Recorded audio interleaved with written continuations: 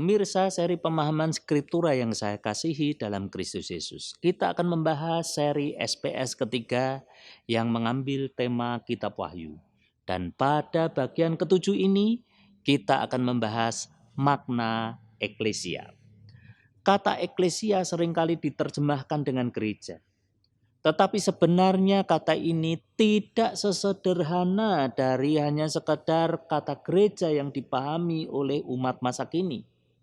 Pada masa itu tentunya tidak dikenal istilah dan sistem denominasi gereja.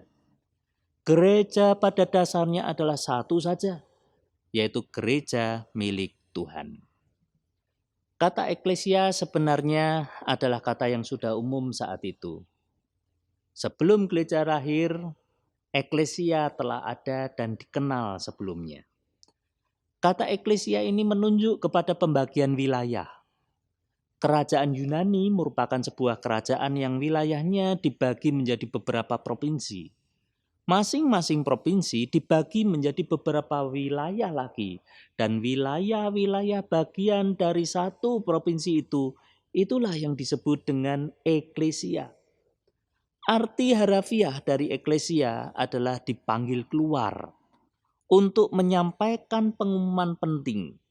Para penduduk di wilayah tersebut biasanya dipanggil keluar. Jika di daerah Jawa biasanya pakai kentongan, maka mereka itu teriak-teriak, ayo keluar, ayo keluar. Maka istilah ini kemudian digunakan untuk menamai wilayah bagian dari provinsi. Jadi arti sebenarnya dari eklesia adalah persekutuan orang-orang yang diikat oleh tali persaudaraan yang tinggal dalam satu wilayah. Ketika istilah ini dipakai dalam kekristenan, maka istilah ini memiliki makna persekutuan dalam persaudaraan di dalam kasih Tuhan Yesus Kristus. Jadi kata kunci untuk makna eklesia itu adalah sekutu dan saudara di dalam kasih. Pada Wahyu pasal 1 ayat 9, Yohanes menyebut diri sebagai saudara dan sekutumu dalam kesusahan, dalam kerajaan, dan dalam ketekunan menantikan Yesus. Ketika kita mengaku kepada Tuhan Yesus sebagai Tuhan dan Juru Selamat kita, maka bersama dengan pengikut Kristus lainnya, kita adalah saudara dan sekutu dalam kesusahan. Artinya kita menjadi saudara sepenanggungan. Terlebih ketika kita hidup bersama dalam situasi wabah, maka biarlah kita menumbuhkan sikap saling peduli terhadap sesama anggota tubuh Kristus lainnya. Yang kedua, saudara dan sekutu dalam kerajaan. Artinya kita sama-sama anggota kerajaan surga. Kita telah mendapatkan janji yang pasti bahwa kita akan bersama-sama berada di kerajaan surga dalam kekekalan. Dan yang ketiga, saudara dan sekutu dalam ketekunan menantikan Yesus. Artinya kita harus sama-sama setia dan saling menguatkan dan menantikan kedatangannya untuk yang kedua kalinya. Marilah kita menjadi eklesia. Marilah kita bersatu dalam ikatan persaudaraan. Marilah kita menjadi saksi dan terang Kristus dengan bersatu. Amin. Soli Deo Gloria.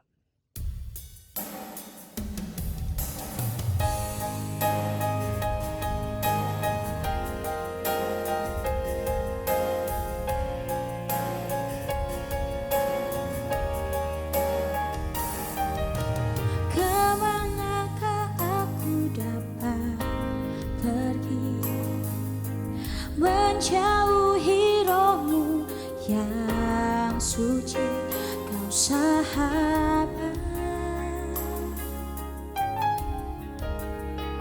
dan kau dekat.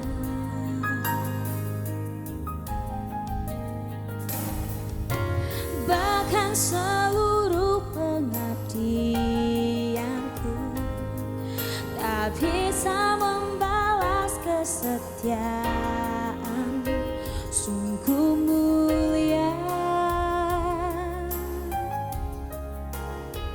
dan berharga. Sungguh besar pengorbananmu bagiku, terlalu dalam untuk dimengerti. Sungguh besar, sungguh indah yang kau pikirkan tentangku,